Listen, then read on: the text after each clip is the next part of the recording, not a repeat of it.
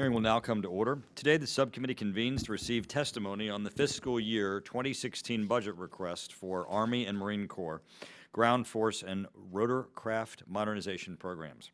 I'm pleased to welcome our distinguished panel of witnesses. We have Lieutenant General Michael E. Williamson, Military Deputy to the Assistant Secretary of the Army, Acquisition, Logistics, and Technology. Lieutenant General Anthony R. Iridy, Deputy Chief of Staff, G8, Major General Michael D. Lundy, Commander, Army Aviation Center of Excellence, Vice Admiral Paul A.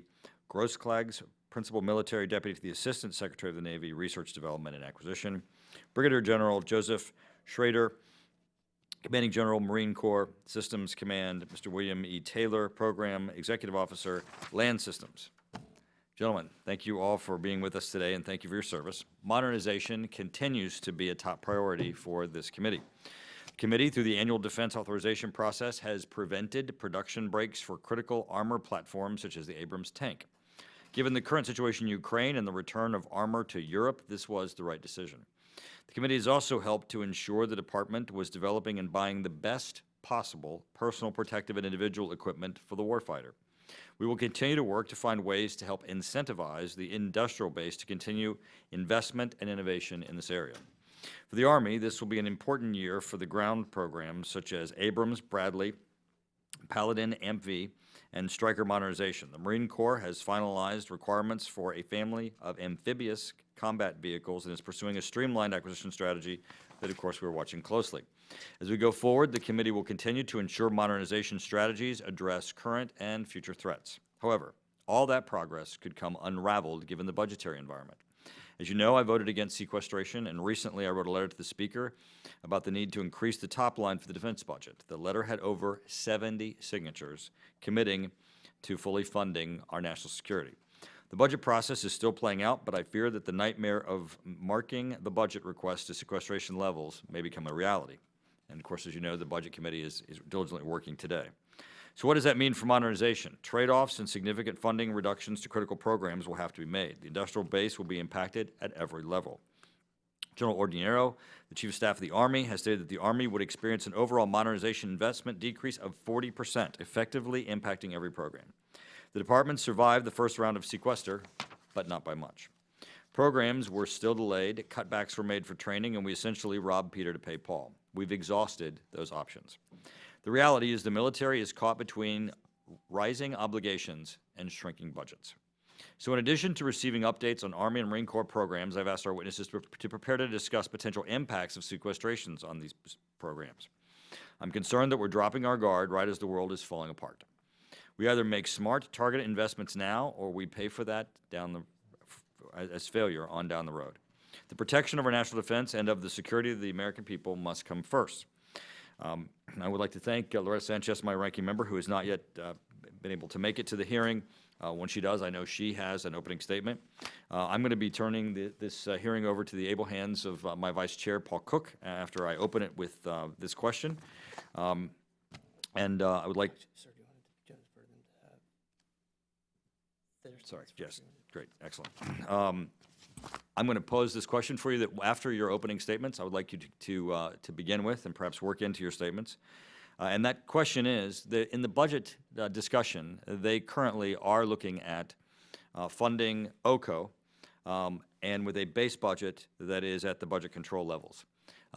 How does the mix between OCO and base budget affect your overall operations and issues with respect to acquisition?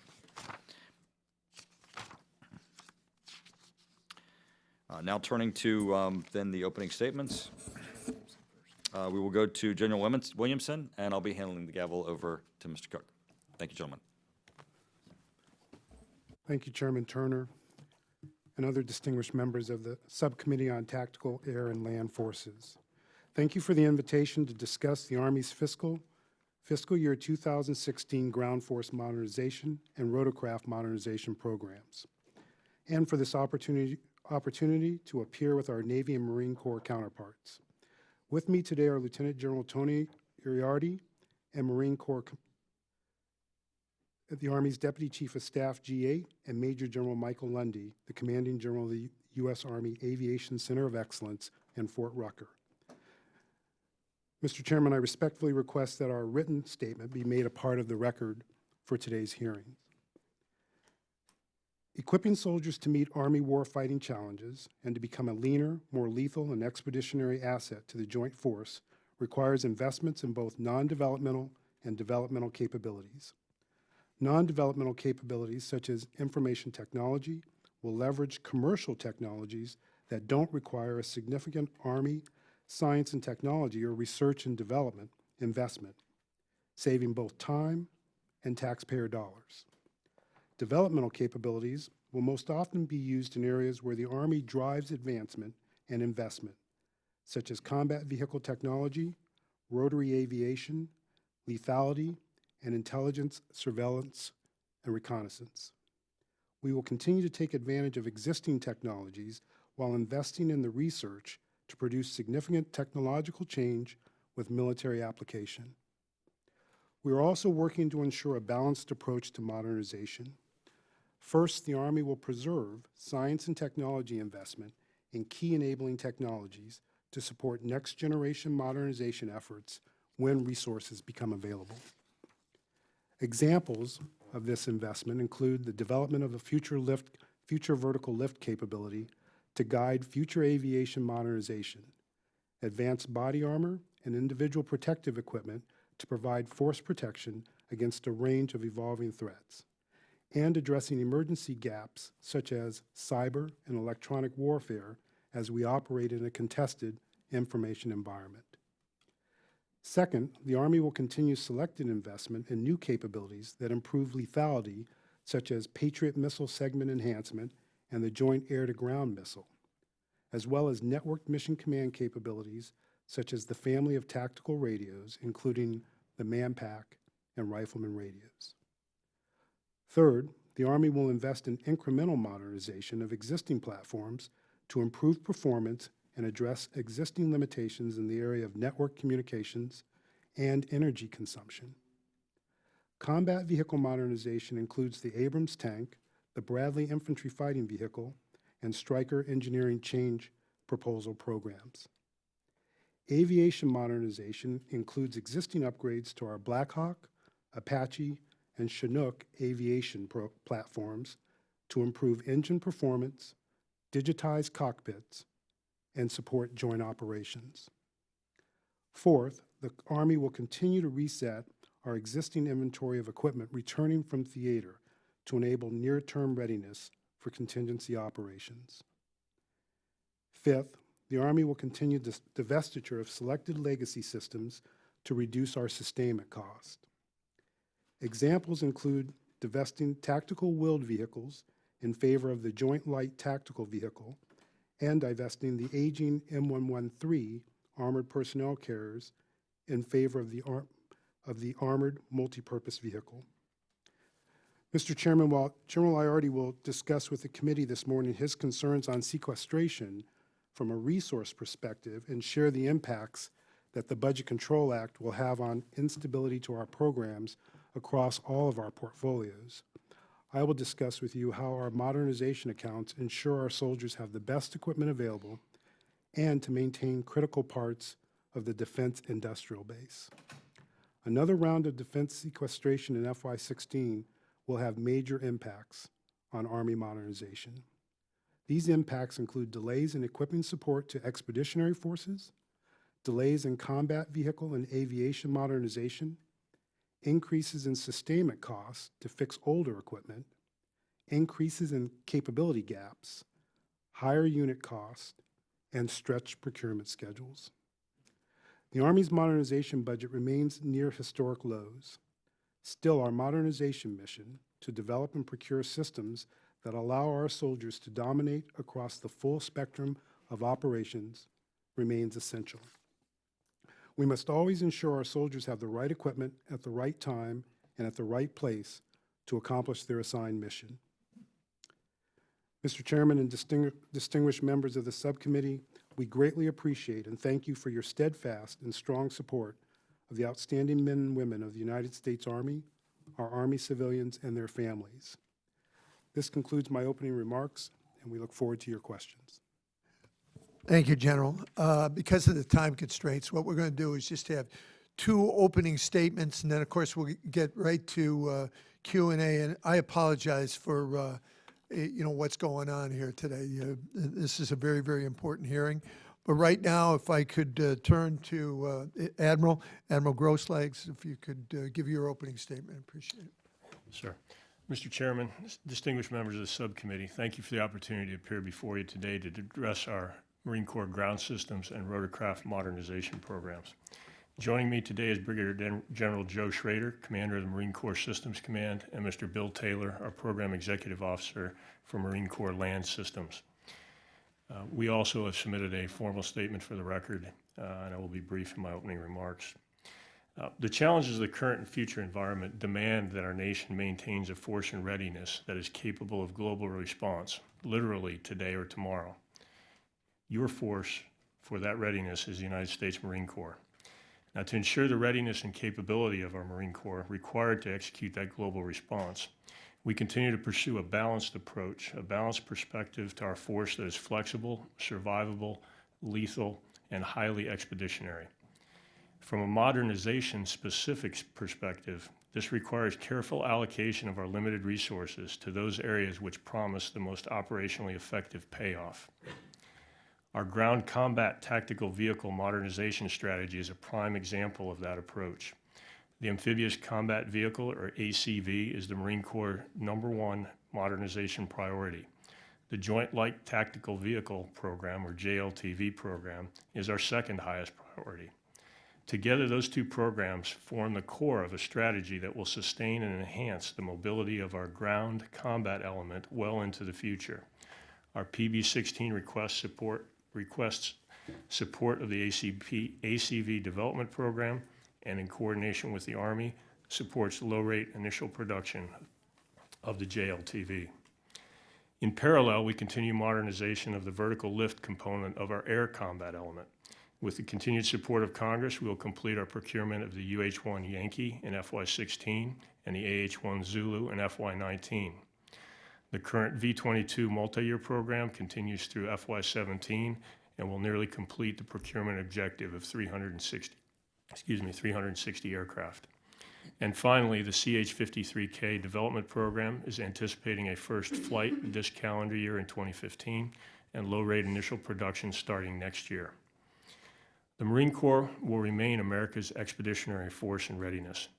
And as already stated, this means that the Marines must be ready to fight tomorrow. This in turn requires readiness of the current force to be prioritized over all other investments. However, the Marines tasked with meeting the future threat will be dependent upon the equipment provided by the modernization programs of today.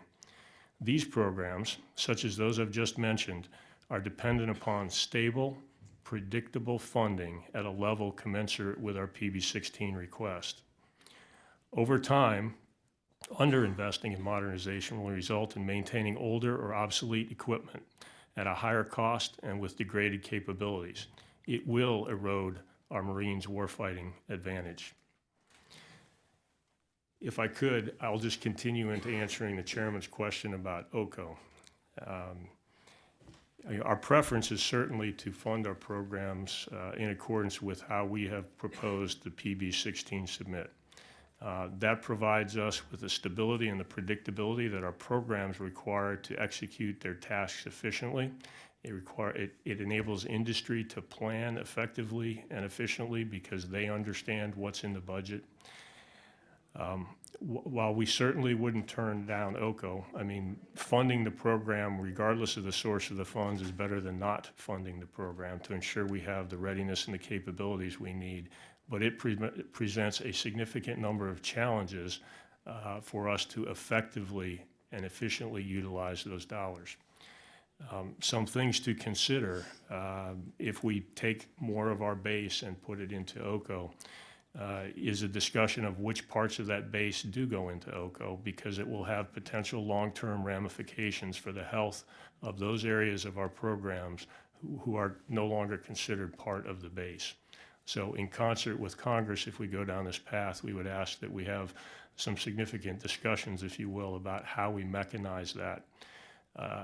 enabling additional flexibility in how we spend dollars that are funded via OCO would also be important, as there are restrictions on us today that would make, again, dependent upon which part of the base is put into OCO, very difficult to execute. So there are some near-term implications, but quite honestly, I'm more concerned about the long-term implications for our planning, our budgeting, not only internal to the services, but also with our industry partners, and where are they going to invest? Where do they see the budget going in the future?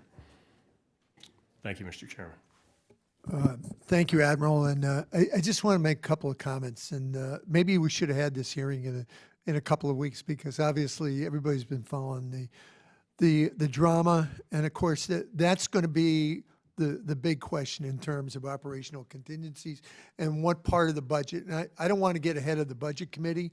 I don't want to throw anybody, but that right now is being discussed. And the reason I said maybe we should have this hearing in 2 weeks is exactly we would address those methods or ways how we can do that. You've got a lot of support on this committee and the House Armed Services Committee in general. But you have to remember, and I'm not preaching to you, your establishment knows more about the military than anybody else, but I think I get educated pretty well. But if you're not on the House Armed Services Committee, a lot of the people don't understand the importance of some of these programs that we're talking about. So maybe what I'm suggesting is if you could expand who you talk to in a district or what have you, and it's going to become even more complicated when we start discussing the role of the OCO and the operational contingencies and what fits in there. It's a lot of money. We're going to have a lot of battles going on one way or the other.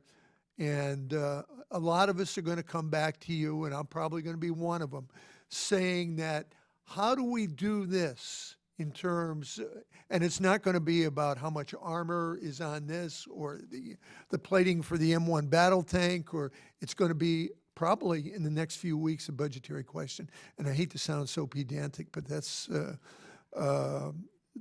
what we have to look forward to.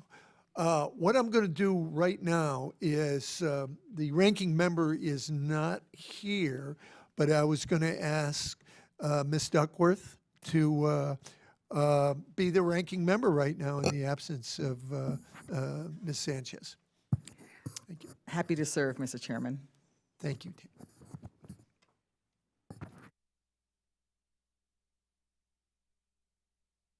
General Schrader, I wanted to sort of chat with you a little bit about the JLTV specifically. And I know the Marine Corps and the Army have been working well together to develop the JLTV to replace the Humvee. My understanding is that the Sustainment Modification Initiative was going to be put into place to help us bridge that gap to modernize your existing Humvees before the JLTV procurement process is completed. However, last week on the Senate side, General Gluick testified that the SMI for Humvees has since been canceled due to sequestration, and there's no money for this program in the budget. So my question is, given that the Marine Corps is expecting only 5,500 JLTVs in service by 2022, and the original modification plan has been canceled, what's the plan to bridge the gap of sustainment and modernization of the legacy vehicles until the JLTV program is fully realized? Ma'am, thank you for the question. So within the ground combat tactical vehicle strategy that we have put out there, we did have a balance and a plan to cover both the JLTV and the Humvee as they come on board. If I could, ma'am, the program rests within PEO Land Systems, Mr. Bill Taylor, who's here, and if I could invite him to address the details of your question. Great, thank you. Yes, ma'am. Mr. Taylor?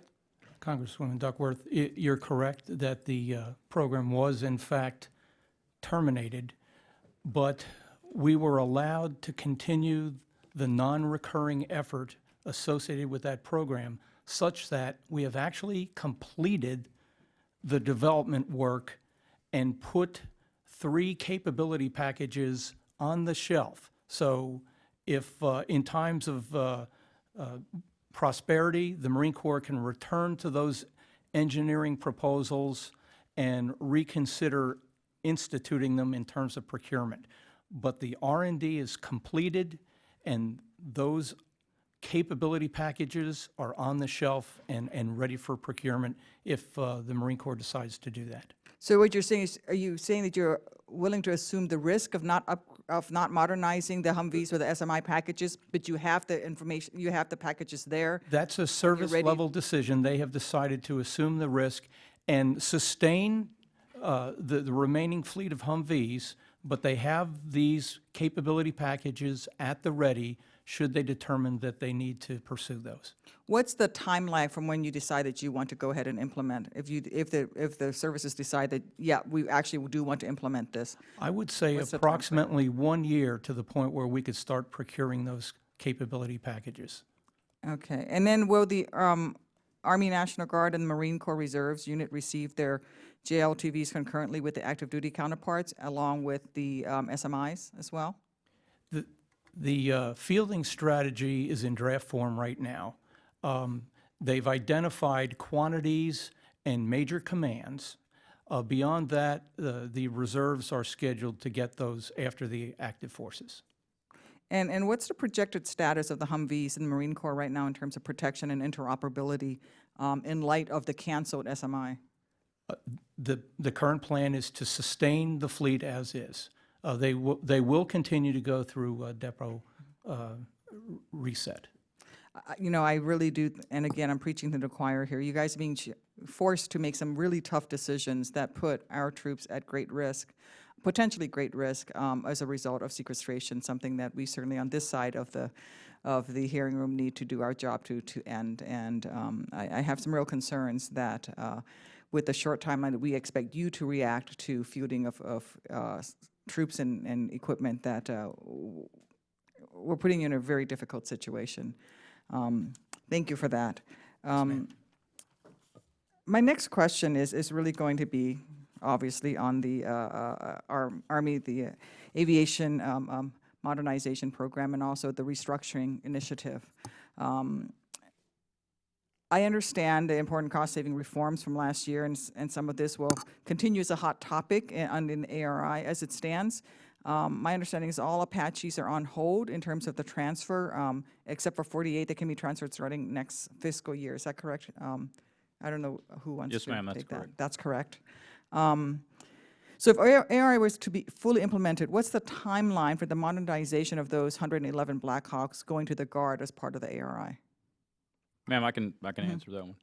The the modernization strategy for the National Guard as well as for all compos, it's multiple components. It's not just whether we're going to go from an A to an Alpha model to a Lima model or a Lima to a Mike, but it also has ITEP and other things. So there's multiple modernization efforts that are going on. As we look at moving forward, 23 is when we're going to divest. 2023 right now, we've been able to accelerate that because of ARI. We'll be able to divest all of the A models. And we've had 600 right now that are across the inventory. So they'll be out of the National Guard by 2023 and out of the active component. We are currently converting Limas to Victor models, which is the full integrated glass cockpit. Those we're going to start fielding in 18. The majority of those are going into the National Guard and the Army Reserve. And we're continuing to field Mike models. So by depending upon which piece of the modernization you're looking at, the oldest ones, the ones we really have to get out, will be out of the inventory by 2023. We will have Victors starting to go in, and that will go between 18 and 32. And then our Mike models will finish about 28. So there's a number of modernization efforts. And then we'll go back in and put the new turbine engine into each one of them. So that's going to be another modernization effort, and that's going to be balanced between all three compos. Okay. Well, I'm from a state that doesn't have Apache, so I got no dog in that Yes, ma'am. in that hunt. But I got to say that I am concerned about those states that do have Apaches, and I want to make sure that if you're moving the Apaches out of the Guard, before those Hawks show up, that those crews are actually getting the slots to go to schools so that they can get qualified, the call courses, the Q courses, so that they are ready to go when those aircraft show up. I wouldn't want to see crews sitting around for 18, 24 months, and then suddenly the Apaches show up and they're not qualified. Now you're just sending guys. It's going to take forever for them to get up to RO1. Yes, ma'am. No, you're exactly right. That is clearly a part of our strategy. That's why the timing is so important, because we only have so much capacity in the school. So as we, this is a pretty good integrated effort across modernization and all of the different things, training, sustainment. And so we have to have the timing to where I've got space in the school to do that. We have that space set aside. It's clear within the plan right now that we'll be able to train not only all of the National Guard aviators, Army Reserve aviators, and our Kiowa aviators that are going to be converting to 64. So ARI is very important from a timing perspective, and it also gives us the space to do all this modernization, because if we don't do that, all of those UH-60s are going to slide out to the right. That's going to be the bill payer for that if we don't do ARI. Right. And the schools are not just for the pilots, correct? You're talking about all the aviators, the entire air crew. Yes, ma'am. The crew chiefs, we're training them at Fort Eustis as well as at both the National Guard Training Centers. So this is a fully integrated effort across all three components, and we have it locked pretty tight right now. So that's been the most difficult thing, and we really just completed fully synchronizing that. So I think we're in great shape. Okay, great. If you ever want to see the oldest flying Black Hawk in the Army Infantry, I invite you to come to Illinois and visit it. Fourth off the production line, 78 model. And that's a huge concern for me as I look at all three components. I still have a number of EH-60s that are converted to alpha models down at Fort Rucker. So we do need to get, the National Guard modernized as well as the Army Reserve. Yeah, because I like to get those. We call them Frankenhawks in Illinois because of the. Yes, ma'am. They're not actually true alpha models, but Yes, they're ma'am. Frankenhawks. Thank you. Again, I think that the fact that you're here and what we're all talking about here, that the common theme is we need to work on sequestration, so that our military and our men and women who put on a uniform and who are willing to take the fight to the enemy have everything that they need. And I'm concerned that what we're doing is we're structuring the force to the dollars and the political will, as opposed to figuring out what we need you to do and then sustaining you and giving you the resources to do what you need. And the games that we're playing with putting money into OCO funding as opposed to the base budget puts you in a really tough position as the professionals that we ask you to be to maintain our nation's military. So I thank you for what you do, and we're going to work as hard as we can on this side, and I know I certainly will. So thank you. Thank you, Mr. Chairman. I yield back. Thank you. The latest is votes are going to be at 11:30, and right now we'll go with Congressman Gibson. Well, thanks, Mr. Chairman. I appreciate the panelists being here. Thank you for your service to our country, sacrifices of your family. And I want you to know I'm listening very carefully, and you're communicating effectively. We understand impacts of sequester, which was never meant to be the plan. It was a backup to force, really, for us to get our work done. And, in 2012, we had a bipartisan budget that was fashioned roughly off Simpson Bowles, and I was one of 38 that voted for that. And then in December of 2013, I supported the bipartisan agreement that delayed for sequester for a couple of years. So, ideally, we'll get an agreement that completely eliminates sequester, but at a minimum, I'd want to get one that we can have several years of stability of the consistent, important funding levels that you need. I want to say that up front. The question has to do with the transition from Kiowa to the Echo model of Apaches. I'm hearing good things on that. This is Army program, obviously, so, and in addition to the Echo model, also the drone interim solution. And so one is, the reports I'm getting, which are sort of anecdotal, I'd like that confirmed that transition seems to be going well. And in particular, I'm interested in knowing how, from a human dimension, a training perspective, how the Kiowa pilots are doing in making that transition to the platform, the Echo model. So I can answer that pretty quickly. I know we're short on time. One, the E-model, just our first battalion deployed to Afghanistan, and the performance was absolutely phenomenal. It's a leap between the AH-64D and the AH-64E. And we did man-on-man teaming over there. We're doing man-on-man teaming right now as we do operations in the other part of the theater. We've just recently done some training out at the National Training Center. We just really had our first integrated rotation out there. So that's going very well. We are finishing training some of our first OH-58 crew members, both in the Apache, and we actually had a number that volunteered to go into the unmanned systems as well. So we're putting some trained scout aviators flying our unmanned systems, which is really going to pay big dividends. We just graduated 3. We're actually, 2 of them done so well, we're keeping them at the schoolhouse to be instructor pilots on the flight line. So I think we're in very good shape. I don't see any issues with the training, and I'm pretty happy with where we're at. Well, that's encouraging, and particularly appreciate hearing it from General Lundy, somebody I know firsthand, is a remarkable warfighter and a great leader. I want to, the next question has to do, it's a little deeper, and I'm thinking here the new Armed Aerial Scout platform. I'm very interested to know how the planning is going for that. Talk to me in terms of who we're engaging in the planning process and timelines and how that's going. Well, we're still developing we still have a valid requirement for an armed aerial scout. That has not changed. I mean, we made a fiscal decision based on the original 40% cuts that came into the aviation modernization portfolio. One of the reasons that drove ARI. So it remains a valid requirement. The chief has said it remains a valid requirement.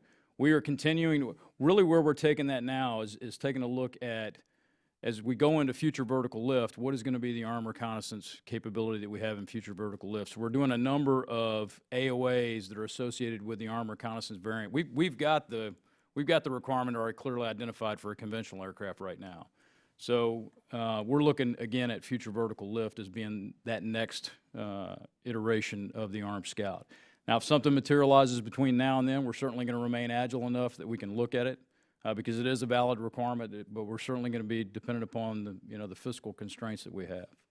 So, and just to follow up, in terms of engagement with think tanks and industry, is there has there been a plan to engage in that way, or has it been, talk me through that? Well, in future vertical lift, which is where we have a working industry group that is within that. So we meet at the joint level. This is a fully integrated joint program from inception, which is great. The Marine Corps participates as well as the Navy and the Air Force. And we have an industry consortium that participates in that. And we're really looking at all of the variants, and one subcomponent of that variant is the armed reconnaissance version. So as we're going through that's where that's interacting. But I meet pretty routinely. We've done some industry days, and our PEO is pretty active with that as well on engaging industry on future concepts and requirements. Thank you for the update, and I'll yield back, Chairman. Thanks so much. Thank you. Congressman Vesey? Thank you, Mr. Chairman. I had just one question, as I know the time is short. I wanted to ask particularly about if there's a slowdown in production on JLTV, what sort of impact would that have on the price, per vehicle? Obviously, if you're going to be buying less due to sequestration, there could be obviously more costs per vehicle opposed if that was not present. So if you could just kind of help me understand that, that would be great. So your instincts are absolutely on target. The challenge for us is that, so we've developed a pretty detailed program plan for JLTV. I would tell you that it's probably one of the better programs that I've witnessed as an acquisition officer. And so the challenge for me is that, so when we perturb that plan because of fluctuations in the programming, that means we're going to have to negotiate in production. We'll have to negotiate in production if it's fewer quantities, which will drive the cost up considerably. And so we've worked really hard on affordability, and I'll ask General Iardi to comment on that. But it's been a focus of ours with this platform to maintain that affordability cap. And sir, we have obviously worked, as General Williamson indicated, to keep the program affordable as we look to the future.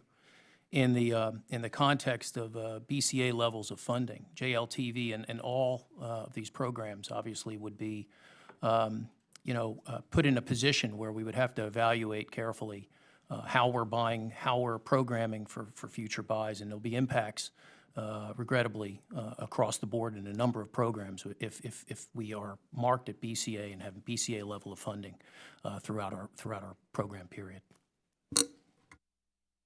Thank you, Mr. Chairman. I yield back my time. Thank you. Congressman Knight?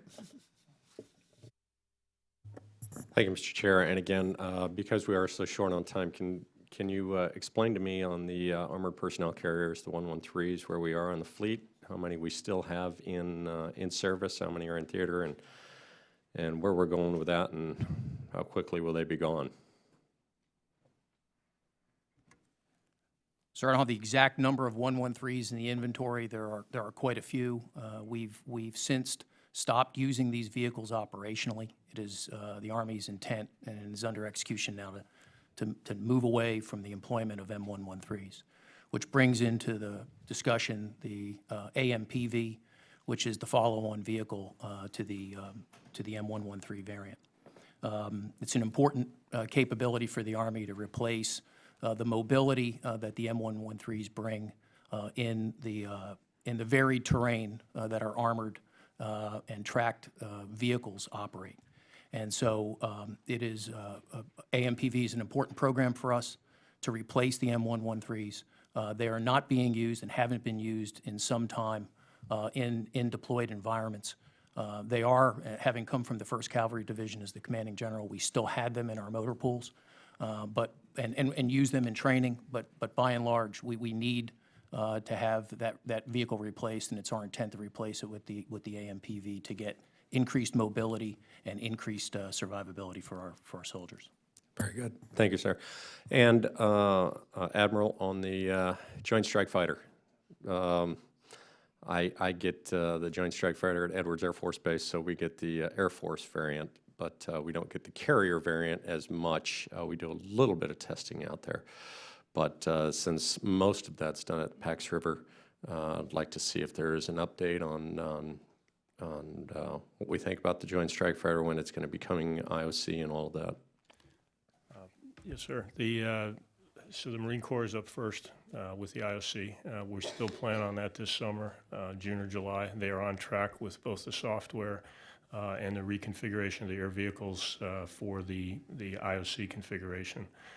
The squadron has stood up over the last year.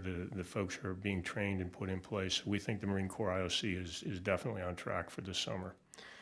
The Air Force follows behind that. I won't speak to their timeline, although from everything I'm aware of, they are on schedule as well for their IOC. The Navy is the third one out of the barrel. We have a threshold date of February of 2019, an objective date 6 months prior to that. We require release 3F software, which a short explanation is that is the release that we believe is required for our carrier-based aircraft to be fully integrated with the rest of the air wing. So that's why the Navy is kind of at the end, because we're waiting for that 3F software. That software is making progress. It's been delayed somewhere between 4 and 6 months based on the Joint Program Office's estimate. That estimate has not changed over the last 18 months. So it is not sliding to the right. They're holding the schedule, and we anticipate that 3F will be available to the fleet approximately 6 months before we actually require it for our IOC.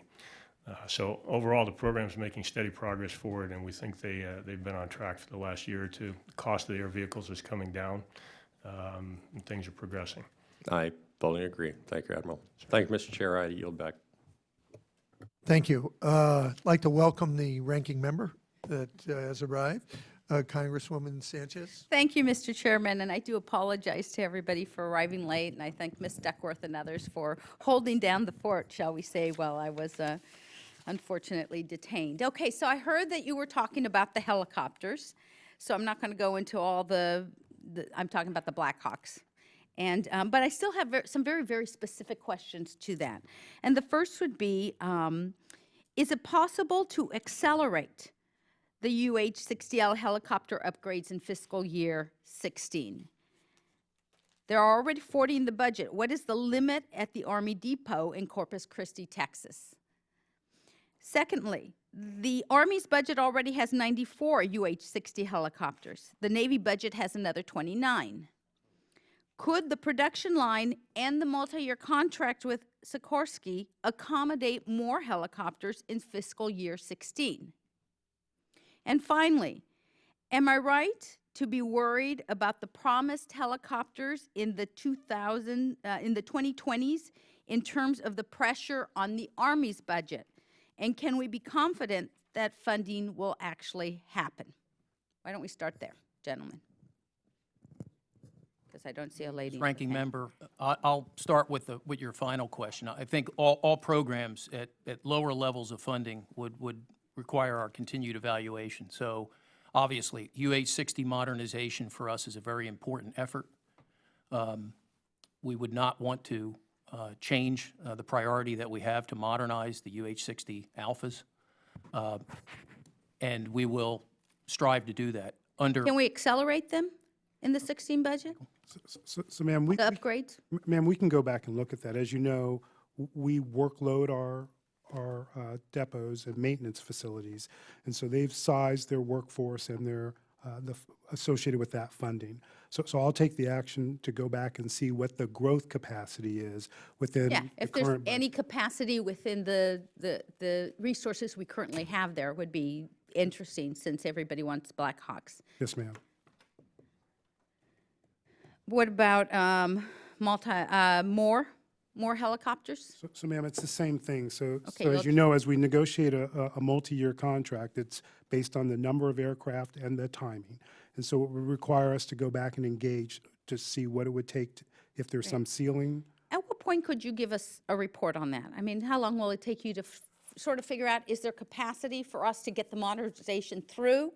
And is there also capacity to maybe buy a few more? Or if we wanted to buy a set of 10 more, for example, what would be the add-on cost? Yes, ma'am. So On the back of an envelope, I'm asking, you know, I'm not talking about some historic big study. So on the back of the envelope, it would probably take me a couple of weeks. And the reason why is because there is some negotiation involved with the folks who have to do the work. And so I would actually not be inclined to say it's something that I would turn in days. I want to make sure that we come back with some accuracy. So I will get back with your office very quickly on the timeline and make sure that we provide those answers. Perfect. And then with respect to the budget out into the 2020s, how do y'all feel? Well, ma'am, from a proponent perspective, the UH-60 modernization in the Guard is one of our #1 issues. And I mean, and it's obviously an issue for the National Guard, and it's also an issue for the Army Reserve and the active component. You know, we've got a mix of those aircraft. So from a proponent perspective, that will remain a priority. Certainly, you know, as the G8 talked about, depending upon what funding levels come down, the Army may be forced to reprioritize, but certainly from the aviation level, that's a priority for us. ma'am, I have concerns, given the lack of predictability in funding, what past 2020 is going to look like. And frankly, I would not necessarily say that we would have the ability to accelerate based on where we are financially right now into the 20s. I would hope that we would have the resources available to be able to do what it is we're planning to do to modernize those aircraft, but I can't speak to that right now. Thank you. Mr. Chairman, I have another question, but I'm going to, since I came late, I would like to get some of these newer members to get to ask their questions first. If you would indulge me on the return, on the round robin. Thank you. Thank you for being so magnanimous. It's tough for a Marine to say that word. I certainly can't spell it. Congressman Moulton, you have a question? Oh, I'm sorry. I thought we were going to go. I apologize. God, such magnanimity. She didn't have any questions. God, we're going to have a verse of Kumbaya when we end You this, can tell we're all committee. Democrats here. Hey.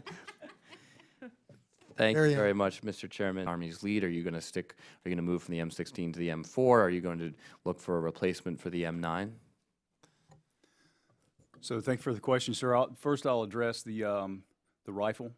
So right now, the Marine Corps does plan to stick with the M4.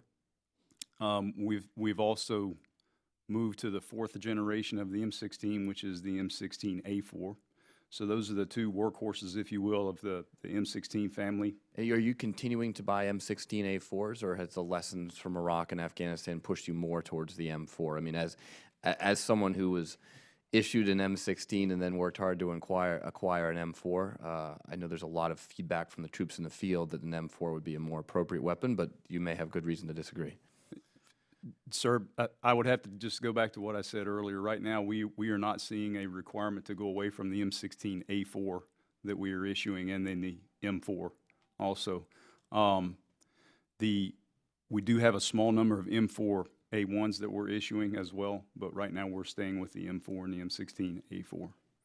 On the handgun system, sir, we do not have a requirement to move away right now from the M9 service pistol, and the other pistol that we have is the M45A1 close quarters combat pistol. Those are our two service pistols that we have. We are working with the Army on their effort to their modular handgun system program that they're working on, and collaborating with them on that and working to see what'll come out of that and make a decision downstream from that, sir, if we need to. So you don't know at this point whether you will join in that program or not? You're just observing, collaborating? Yes, sir, observing, collaborating, but right now we do not have a requirement that I'm aware of to move away from the M9 and the M45A1, sir.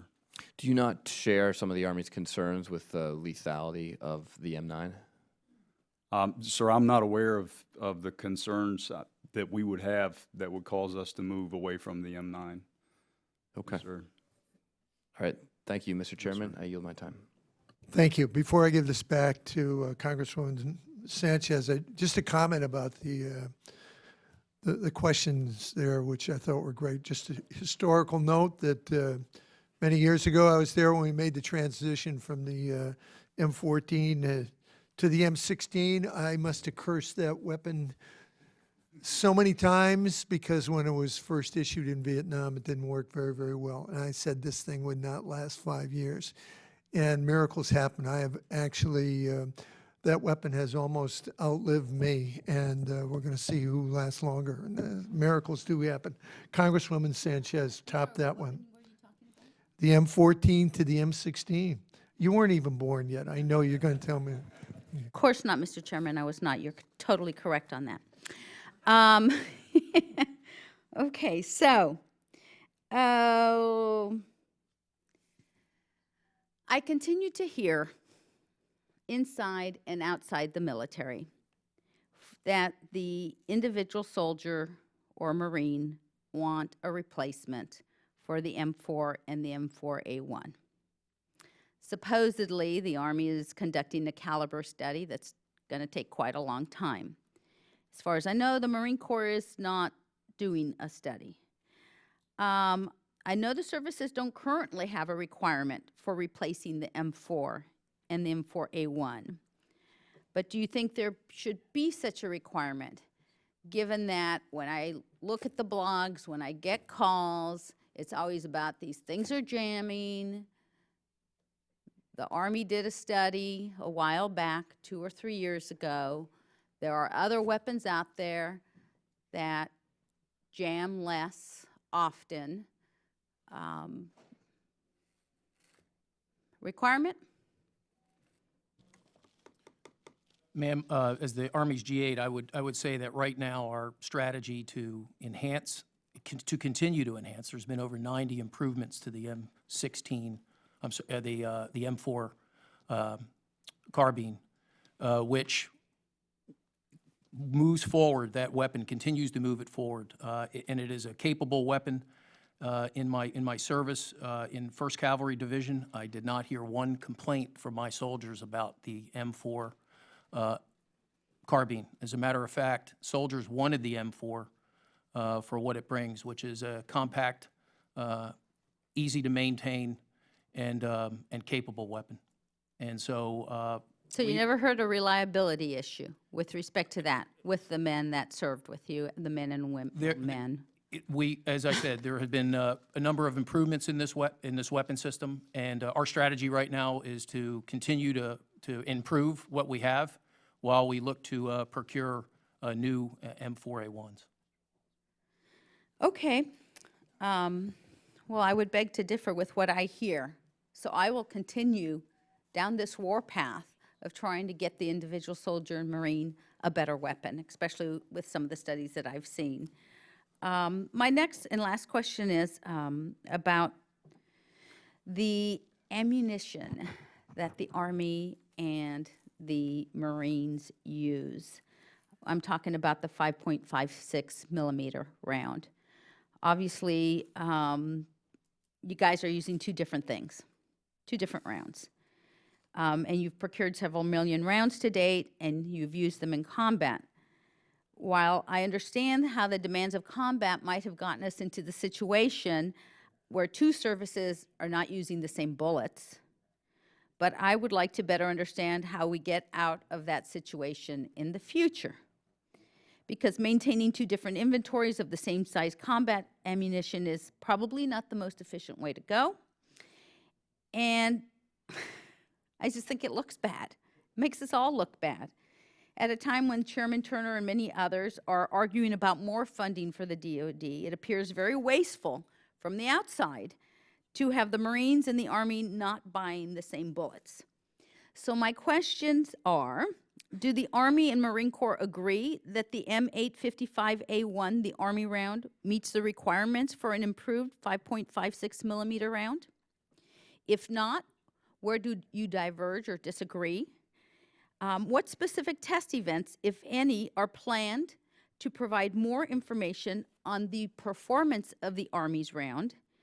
And finally, it has been suggested that the Army's round somehow does damage to the weapons that it is used in. Do you believe that's true? So ma'am, I'll give a short answer. So we have standardized on this munition, and as you know, we buy considerable quantities. I have no test data to support the fact that it caused more jamming or damage to the weapon.